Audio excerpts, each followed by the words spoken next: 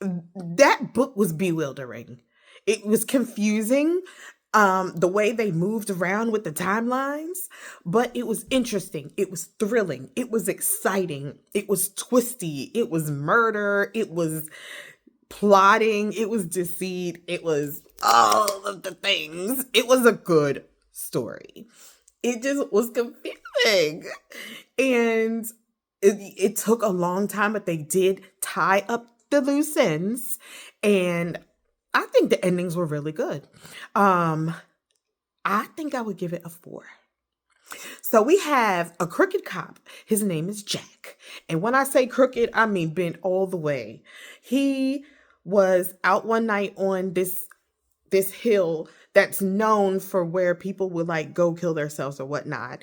And he's waiting for somebody that he could pull over and either take their identity and kill them or steal their money and probably still kill them. At the same time, here comes Robert up in a van, and Robert's van goes over the cliff in the storm.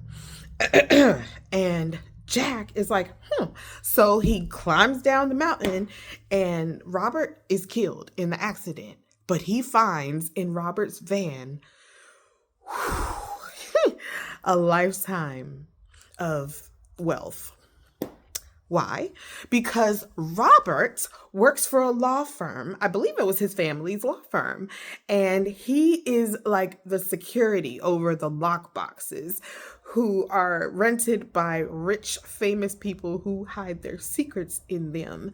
Robert and his sister are geniuses, and they pulled the greatest heist, and they stole everything out of those boxes, and they were going to disappear. Robert was about to pick up his sister Penny and skip town. Well, clearly that didn't happen because he fell over the mountain. Jack decided this is a payday. And everything escalated from there. That night, he was supposed to just take some things and then, like 3 days later, report the accident as if he had just noticed that it happened. But greed. And Penny is just sitting there waiting for her brother, not knowing what happened. And she's also running away from other people and all this stuff. So she just eventually said, okay, I just got to get out of here because Robert, I guess maybe he screwed me over. The thing that was crazy is that why did she never think that he got in an accident? Because she was on the phone with him and he was saying that the weather was so bad and that he was getting ready to climb up a mountain. That was dumb. But everything else did fall together nicely.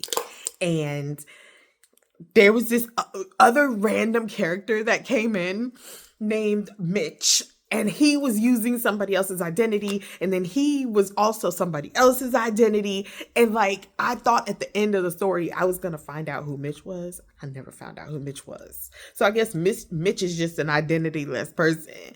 But there was a lot of twisty, turny, thrilling. It was gripping. It kept me coming back. I mean, it turned out that there was a town festival focused around this heist every year. And one time Penny went back.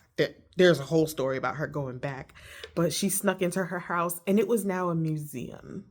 Like I was thinking like, if that was me and I pictured my old home like being a museum where I had to pay to go in and not be able to touch anything. Like that's crazy. So, but it was good. Recommended, I'll give it a 4.